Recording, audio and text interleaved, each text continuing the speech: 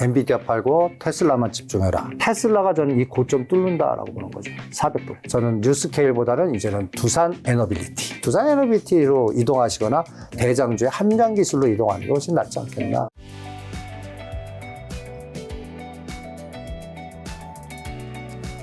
자, 실전주에 38년 하고 계시는 대표님, 현재 한국이랑 미국 증시 한번 일단 점검부터 한번 해볼까요? 저는 미국 증시는 이제 종목을 잘 골라야 된다. 그래서 최근에 엔비디아 팔고 테슬라만 집중해라. 어떤 이유가 있나요? 이 그림을 딱 보고요. 다들 테슬라 로보택시 데이 네. 관련될 때 실망을 하는데, 저는 이 옵티머스 이 로봇하고 이 집게 기술, 이 바사체를 다시 사용할 수 있는 이 부분을 딱 보고 어떠한 이미지가 딱 나면 1990년대 토탈 리콜이라는 영화가 있습니다. 아놀드 슈왈젠네거 그 화성에서 광물하고 막 그냥 회사하고 막 싸우는. 저는 앨런 머스크가 우주 광물 사업을 할 수 있는 하나의 갖다 해서 인간 보내는 게 아니라 이 옵티머스 보내갖고 여기다가 히토류 비슷한 특수 광물들을 다 실러다가 이제는 전기차보다는 저궤도 위성 내지 그다음에 우주 광물 회사로 키울 것 같다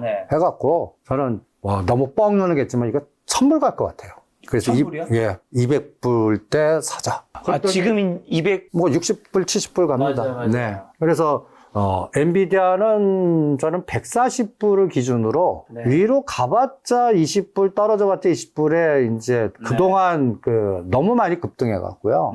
그리고 엔비디아가 이제 미국이 대통령 된 다음에 반 엔비디아 연맹이 하나 생길 것 같아 갖고 여기도 너무 호황을 얻었거든요. 그래서 저는 오히려 요때가 딱 실망의 210불이었는데, 그리고 나서 이게 이제 엔비디아의 월봉입니다. 어마무시하지 않습니까? 네? 월봉으로 보면, 옛날에 이렇게 주가를 보시면 이게 F분 고려 안 하더라도 20불짜리가 이제 140불까지였으니까. 그러니까 이 상승 탄력성은 저는 이게 트레이딩으로 바꾼 종목이다라고 보고 있고요. 그 다음에 테슬라가 저는 이 고점 뚫는다라고 보는 거죠. 400불. 그래서 이번에 또 트럼프 대통령이 저는 될 거에 배팅을 하고 있거든요. 또 둘이가 요즘 친해졌잖아요, 많이. 그래서 이번에 210불 산 거는 단기적으로 트럼프 됐을 때는 세로운 전략으로 단기 팔겠지만 이걸 추세로 하면서 400불을 얼마의 속도로 뚫나. 요거를 보면서 서학 투자자께서는 저는 테슬라만 3년간 집중하자. 이런 전략으로 권해드리고 싶습니다. 테슬라의 그런 이제 로봇과 그 우주 발사하는 그 기기를 보시면서 FSD는요? 그것도 당연히 들어가죠. 그러니까 그거는 이제 기본이에요. 그러니까 전기차 2차 전지하고 이제 자율자동과 데이터 센터 이렇게 해서 이거는 지금 이제 진행 중이고요. 주가라는 거는 지금 꿈과 같은 부분인데 10년, 저는 이게 한 30년 후로 봤거든요. 그런데 요번에 딱 보면서 10년 안에 땡길 수가 있겠다. 이런 생각이 들어서 10년이라면 우리 주가는 10년치를 1년 안에 바로 잡아 당겨갖고 작업하는 경우가 많거든요. 그래서 이제는 빨라지겠다.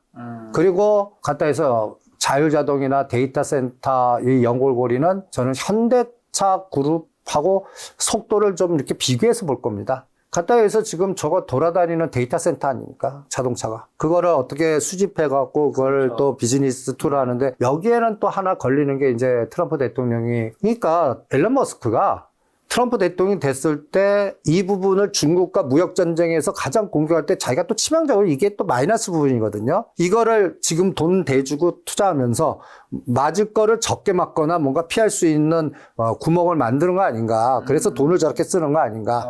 이런 생각도 들기 때문에 저는 앞으로 자율자동, 저궤도 위성, 데이터 센터, 로봇이 앞으로 시장을 주도하는 섹터가 아닌가. 이렇게 진단을 합니다. 그래서 업황으로는 그렇게 크게 안 봅니다. 나스닥. 지금 나스닥도 이게 이제 월봉인데 25개월 상승해요. 우리가 2022년도 9월, 10월 때 만스타 깬다, 7천, 8천 온다, 난리 쳤던 때부터 시작한 거 아닙니까? 그리고 얘네들만 갔어요. 그런데 꺾이진 않을 것 같아요. 그렇다고 해서 2만을 가겠냐 할 때는 그건 또 아닌 것 같고. 그러면 18,500에서 위아래 1000이나 1500 이 박스에 갇혀 있을 거 아닌가. 그러면서 거기도 롱숏 전략이 이제 엔비디아 조정할 때 테슬라. 그리고 애플은 새로운 게 없는 것 같아요. 뭐 애플카나 뭐 새로운 뭔가 혁신적인 뭔가 나와야지. 애플은 그냥 그 스마트폰에 여기에서 관련된 비즈니스 툴이지 혁신이 없잖아요. 그러니까 혁신은 테슬라에 있다. 이렇게 보면서 오히려 애플, 그 다음에 엔비디아는 팔고 테슬라라고 하고, 그 다음에 이제 그동안 제가 저 방송이나 제 뭐 3, 4개월 전에 들었으면 제가 계속 모는 게 원전주거든요. 소형원전, SMR. 그래서 뉴스케일은 2불 때부터 노래 불렀거든요. 그게 10배 갔어요. 지금 20불. 그런데 저는 이제 뉴스케일은 안 합니다. 왜냐하면 블랙록이 6% 신고를 했어요. 여러분들 이것도 한번 생각해 보세요. 공시로 블랙록이 SMR을 6% 신고했습니다. 와, 사자. 이거는 일반적 시각입니다. 자, 매도 시각 그러면 이제 이게 끝났구나. 예를 들어서 제가 카카오가 블랙록 5% 신고할 때 끝났다. 그리고 매도하라. 토막난다. 담보 잡고 딴짓한다. 이런 거 같이 뉴스케일을 신고를 했더라고. 이게 작업하려면 공시 안 합니다. 5% 넘기지 않고 밑에서 작업하거나 다른 펀드로 사죠. 뉴스케일 한번 볼까요? 뉴스케일을 볼까요? 보세요. 이게 이제 1, 2, 3, 4, 5입니다. 그 다음에 이제 월봉으로 한번 보실래요? 여기서는 이제 트레이딩 종목 같아요. 20불에서 15불대를 깨면 사겠습니다. 그리고 25불은 구형할 것 같아요. 그런데 이제 여기서는 왔다 갔다 하고. 근데 저는 이거 팔아갖고 두산그룹 하겠습니다. 뉴스케일의 대주주가 두산입니다. 여기 미리 다 투자했거든요. 그리고 여기가 이제 그 소형 원전이나 데이터 센터 하려면 전력용 큰 원전보다는 이 소형 원전 이 상황을 우리 대한민국이 먼저 치고 들어간 것 같아요. 그런데 아직 우리나라 원전주는 여기에 맞춰서 가지 못해요. 이거는 소형 원전 부분보다는 대형 원전의 또 수주라든지 또 웨스팅하우스 문제를 풀지 못했기 때문에 요 차이가 나오는데 저는 트럼프 대통령이 만약에 당선되고 그 이후의 상황 보면 우리나라에서 국방비나 여러 가지는 또 뺏어가는 마이너스 부분이 있겠지만 저는 원전 부분의 웨스팅하우스 문제는 풀어줄 것 같은 생각도 들어서 그게 풀리면 이제 우리나라는 한전 기술이라든지 대형 원전 수주 상황이 활성화가 될 수 있거든요. 그러면 그때 이제 우리나라 쪽 그러니까 그래서 저는 뉴스케일보다는 이제는 두산 에너빌리티, 두산그룹이 대주주니까 두산 에너빌리티로 이동하시거나 대장주의 한전기술로 이동하는 게 훨씬 낫지 않겠나. 한 번씩 볼까요? 지금 한전기술이라든지 두산 에너빌리티 보시면 두산 에너빌리티는 벌써 이제 저는 시작을 하고 있다라고 봅니다. 두산 에너빌리티. 지금 그 두산 밥캣이라든지 두산 로보틱스 합병 과정에서 노이즈를 해갖고 단기간에 이렇게 많이 빠졌거든요. 요때 고점이 언제냐면 7월 18일 체코 원전 수주했습니다 할 때 꼭제. 참, 그것도 원전할 때 사는 이것도 이제 세론이란 말이에요. 그나서 한번 급락해갖고 16,000원, 18,000원에서 쌍바닥 주고 지금 상승 파동 진행 중입니다. 요거 언제 뚫을까가 핵심이겠죠. 요게 25,000원입니다. 그러면 저는 이거를 누구한테 비교하냐면 여기에 대장주인 한전기술한테 물어보겠습니다. 한전기술은 아직까지 옆으로 눕고 있습니다. 그래서 요새 테마주에 원전주를 보시면 지금 BHI가 제일 먼저 급등합니다. 그러니까 여기서도 중저가 옐로우 치비를 먼저 보내요. 그리고 대표성을 갖고 있는 한전기술이나 두산 에너피 시가 상위 종목들은 눌러요. 그러니까 이제 뭐 예를 들어서 BHI 오늘은 이 저가 투기주에 이렇게 많이 뺐던 휴림노블이 대량 거래를 들어오더라고요. 그래서 시장은 저가 중소형주부터 먼저 돌린 다음에 그리고 G2 파워를 이렇게 땡겨요 또. 이게 굉장히 미국 진출 또 들어간다 하고 이제 이렇게 땡깁니다. 그래서 원전주는 저는 이제 우리나라 시장은 시작했다라고 보는데 선도주를 저가주에 만들고 우량주는 이제 펀드 ETF가 많이 생겨야 돼요. 지금 원자력 ETF가 있거든요. 근데 원자력 ETF의 1, 2등이 한전기술이 아니에요. LS 일렉트로닉이나 HD 일렉트로닉이 1, 2등이에요. 그게 한전기술이나 한국전력 이런 걸로 바뀔 때 이제 이쪽이 가겠죠. 그러려고 그러면 웨스팅하우스 문제를 풀어야 되는 시차가 필요하겠죠. 이거를 저는 한 5, 6개월 봅니다. 그래서 원전주를 중심으로 순환하고 그래서 미국 시장 서학투자는 테슬라에 집중하거나 네. 아니면 우리나라 쪽에는 그 자유자동차나 원전이나 인공위성이거나 방산 쪽에 우크라이나 쪽에 재건이나 이런 쪽으로 계속 압축해서 전략을 짜는 게 어떻겠나 이렇게 진단을 해드리고 있습니다. 지금 방산 쪽에 우크라이나 재건 말씀해 주셨는 게 정확하게 방산을 말씀하시는 건가 아니면 재건 사업을 말씀하시는 건가? 같이 봅니다. 방산은 근데 하나에어로스페이스 같은 건 너무 많이 올라서 그러니까 그것도 그러니까 네. 1, 2, 3은 안 합니다. 이제는 가성비 없어요. 네. 하나 에어로스페이스라든지 LIG 넥스원 이거는 많이 단기간에 고점에서 10에서 20% 빠지면 저점사에서 트레이딩 개념이고 지금 가격대는 가성비 없어요. 그러면 오히려 재건하고 제가 드론 관련주라든지 예를 들어서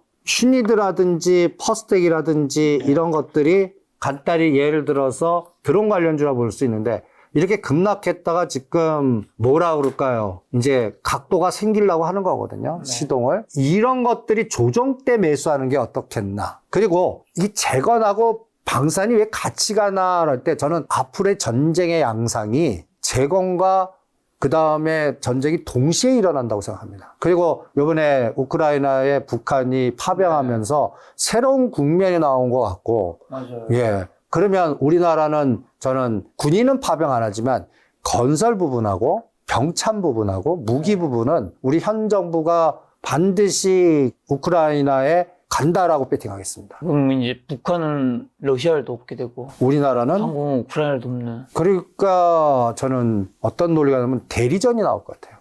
우크라이나에서. 이거를 또 정치적 논리로 까우뚱하시는 분이 계시는데 저는 현 정부가 그 카드를 쓸 거라고 봅니다. 그래서 지금 경제 성장률이 우리나라 굉장히 문제거든요. 거기에서 1%나 1.5%를 거기서 뽑아내려고 하는 그런 아이디어나 정책 결정을 할 거라고 보고 그 다음에 미국이 또 요구할 거라고 봅니다. 지금 미국이 공식 파병을 선언하는 순간에 이제 그 우리나라 쪽에는 분명히 뭔가 할당을 줄 거라고 봐요. 특히 트럼프 대통령이 되면 일각에서는 나 김정은하고 친해, 푸틴하고 친해. 그래서 트럼프 되면 뭔가 우크라이나 전쟁이 빨리 끝날 것 같은데 저는 상황이 바뀌었다라고 생각합니다. 이게 북한이 들어가면서. 이거는 그래서 전쟁이 중장기전으로 끌고 가지 않겠나. 그러면 유럽 경기가 끔찍하게 나쁠 것 같아요. 그래서 뭐 프랑스 신용등급 강등하고 지금 여러분들 보시면 독일 얘기들 우리가 8, 90년에 독일이 어마무시한 제조의 강국인데 지금 독일 보면 이게 뭐지 할 정도의 그리고 자동차나 이런 것들은 다 중국 M&A 당하고 이런 부분을 체크하다 보면 이제 우크라이나의 전쟁의 양상 그리고 또 지금 뭐 이란하고 이스라엘의 중동전 이 부분은 뭐 지금 뭐 서로 짜고 수도 치는 것 같기도 하지만 이 부분이 전쟁의 노이즈가 어떤 면에서는 이게 단순하게 끝날 것 같지가 않아요. 그래서 물류라든지 먹거리라든지 그 다음에 방산에 갖다 예를 들어서 재래식 무기라든지 병참이라든지 그 다음에 아스팔트 놓고 거기도 이제 전력 수급이 어마무시하게 상수도 수급 이런 것들이 먼저 들어갈 때 우리 재건 관련주가 드디어 움직이지 않을까. 그래서 저는 건설주 부분은 우리나라 쪽에서 푸는 게 아니라 저기 우크라이나에서 풀 것 같다. 이거가 난 현 정부가 지금 지지도도 굉장히 나쁘고 좀 위기 국면 아닙니까? 이 위기를 여기서 국면 타개를 하지 않을까? 뭐 이런 생각에 전략을 뭔가 한번 그쪽에 집중해 보시는 게 어떻겠나. 건설에서는 어떤 종목들이 좀 괜찮아요? 당연히 대우건설이 그 체코 컨소시엄의 그 대장이고 현대건설이 지금 계속 누릅니다. 현대건설 투자하신 분들은 치 떨리실 거예요. 현대건설 보시면 저는 이것도 인위적으로 업황도 나쁘지만 거버넌스로 죽이는 냄새도 있어요. 이것도 한번 월봉으로 보세요. 끔찍하지 않습니까? 네. 이게 이제 지금 수준이 어쩌냐면 코로나 때 수준이에요. 코로나 팬데믹 그 급락가는 1400, 1500 구경했던 시점이나 현대건설. 이게 간단히 얘기해서 이게 SMR 관련주거든요. 소형원전. 그런데 이래요. 저는 대주주 구성 성분을 봅니다. 여러분들 제가 접근 방법은 이 그래프라든지 업황을 보는 게 아니라 정치적인 변화가 어떻게 바뀔 것 같고 그 다음에 여기 보시면 여기에 대주주가 현대자동차, 현대모비스, 기아입니다. 그러니까 정의선 회장님이 이거 갖고 와야 되는 거예요.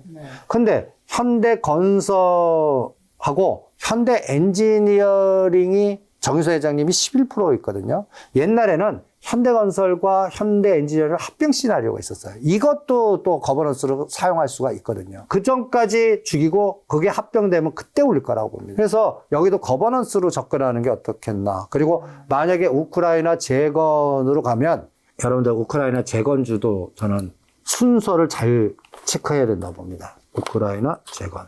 여기 보시면 현대건설, 대우건설, 그 다음에 저는 여기서는 히림은 약간 제입니다. 히림은. 여기는 히림이 여기 기술받은 건 이거는 또 도이치 모터스 연골고리에 그 관련된 스토리텔링 때문에 안 합니다. 오히려 대목, 이제 거래량만 증가하는 타이밍만 잡으시면 될 것 같거든요. 저가주에서 이게 한번 슈팅이 나오는 이런 개념이 나오지 않나. 여기서는 SY 쪽에서는 SY 스틸텍은 벌써 시작해서 이미 급등을 했습니다. SY 얘는. 그러면 이제는 여기에 SY가 이제 모듈 주택 살 수 있는 그 주거용 SY. 요게 이제 요거 보세요. SY 스틸텍 갈 때 이거 계속 누르는. 그러면 SY 스틸텍 팔아갖고 SY나 데모 이런 상대 속도 전략을 이용하시는 게 실전에서는 오히려 효과적이지 않을까. 그래서 우크라이나 재건이나 방산 쪽에서는 드론, 재래식 무기, 그 다음에 또 지뢰 제거, 퍼스텍 이런 것들이 또 대형주 하나 에로스페이스나 LNX보다는 수익률 게임이 더 나을 거다. 위치상으로 그렇게 전략을 짜 보겠습니다. 자, 삼성전자가 6만 원도 붕괴되면서 최근 1년 중에 거의 최저가 쓰고 있단 말이죠. 그 이유가 뭔지랑 반도체 업황이 뭐 올해 4분기 기점 꺾인다는 부정적인 전망 때문에 의견도 있고요. 어떻게 보시나요? 저는 이 외국인 매도가 그 매수로 바뀔 때까지는 탄력은 없어요. 외국인 매도가 보니까 삼성전자 역대 최장 33거래일째 연속 순매도했고 거의 12조 9,394억 원치. 12조 원 넘었습니다. 네. 그러니까, 팔아치웠다고 하네요. 예. 8월 23일부터 본격적으로 때리기 시작했거든요. 네. 그러니까 거의 지금 뭐 13조 정도가 매도가 됐었을 겁니다. 예, 13조 9천이니까 14조네요. 14조 때렸거든요. 그래서 88,000원짜리를 55,000원까지 맞는 거거든요. 왜 이렇게 계속 파는 걸까요? 저는 이제 아까의 시나리오 같아요. 뭐 업황도 그렇고 이제 SK 하이닉스하고 선정권에서 꼬인 것도 있고. 그래서 제가 삼성전자라고 그러면 HBM4에서 뭔가 그 국면 전환을 할 것 같거든요. 네. 근데 그거는 1년 걸려요. 그럼 그 사이에는 어떤 논리랄까 할 때 오늘 좀 오른 거는 뭔가 그 조건부 승인 받았다라는 논리가 나오는데 저는 오히려 그 31일 날 진짜 본 시기업 발표할 때 거버넌스 제로 노출시키나. 그러니까 아까 얘기한 대로 삼성전자 싸게 만든 거를 누가 이제 지분 임수해갖고 막교환 전략이 나오거나 지주회사 얘기만 뻥끗하는 순간에 이건 7만 원까지 그냥 바로 스트레이트로 가버립니다. 그러거나 자사주로 하면은 6만 5천 원까지는 탄력이 있을 거예요. 그리고 조건부 승인 받았다 하려면 외국인들이 갖다 얘기해서 매수가 1,000만 주에서 2,000만 주 매수가 연속으로 3일 들어와야 됩니다. 그건 봐야 될 것 같거든요. 그래서 바닥은 들어왔는데 이 탄력성은 저는 12월 달까지 봐야 될 것 같아요. 그래서 지금 이거를 물렸거나 사실 분들은 저는 7만 전자 넘기 전까지는 그냥 주무시라고 그래요. 그냥 주무세요. 그냥 머리 쓰지 마시고. 그리고 SK 하이닉스가 오히려 이제 롱에서 숏으로 바뀔 가능성이 있어요. 그럼 20만 원대는 17만, 20만 원에서 그냥 박스만 이루어질 것 같거든요. 그래서 SK하이닉스는 뭐 17, 18만 원 오면 다시 사서 단타나하고 뭐 이렇게 전략을 짜는 게 어떻겠나. 그래서 삼성전자는 우리가 지금 보면 이 부정적인 뉴스가 남발합니다. 이거를 또 매도자의 시각으로 보면 의도된 부정적 시각을 만드는 뉴스가 이 시점을 시장을 피받아 만드는 걸로 홍보실에서 보이지 않는 손에 의해서 이 전략을 쓰는 누가 있다면 이렇게 한번 반어법 한번 물어볼게요. 그러면 저는 이 기회를 이용해서 구조조정하고 인력 감축하고 그 다음에 정신 무장시키고 그 다음에 또 뭔가 새로운 국면에 전환을 한 다음에 여기서 가장 필요한 뭔가 지주사 만들고 그러다가 올리는 건 순식간에 올릴 수 있습니다. 이 작업이 한 3개월 단위로 전 이럴 때 이 날짜 카운팅도 합니다. 여기 고점에서 저점까지가 정확하게 72일이에요. 제가 보는 기준에. 이걸 4등분해요. 이거를 4등분해요, 또. 요거를 4등분해요. 그래서 요 25% 능선과 요 날짜의 반. 72일이라면은 35일이 아닙니까? 그러면 한 달이 20일이니까 한 달 반이란 말이에요.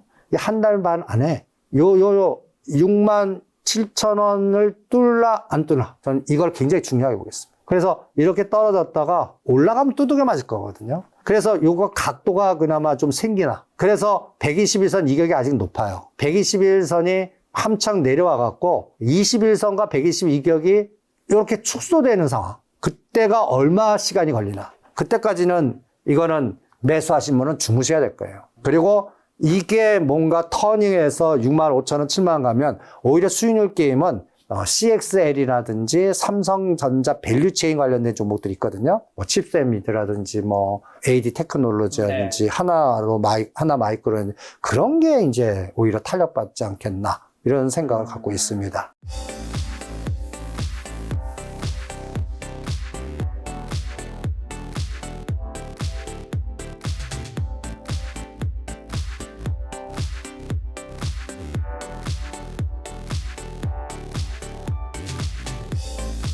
앞으로 고려한 영풍과 같은 지배 구조의 지분 싸움이 아주 활성화가 될 겁니다. 그런데 이미 노출된 것보다 앞으로 나올 거의 대상을 선별화시켜서 그걸 공부하시다 보면 여러분들이 자산을 운영하시는데 그 자산을 키울 수 있는 가장 핵심 포인트를 이 강좌를 통해서 잡아낼 수가 있고 그 대상에 확률적으로 10개 그룹을 먼저 선별해서 만들어 봤습니다. 하나하나씩 공부하다 보면 순서가 어떤 게 먼저 나올지 모르겠지만 그 관련된 징후가 나오면 거기에 핵심 대상을 공격해 갖고 여러분들이 실전에서도 수익을 얻는 데 많이 도움이 될 겁니다.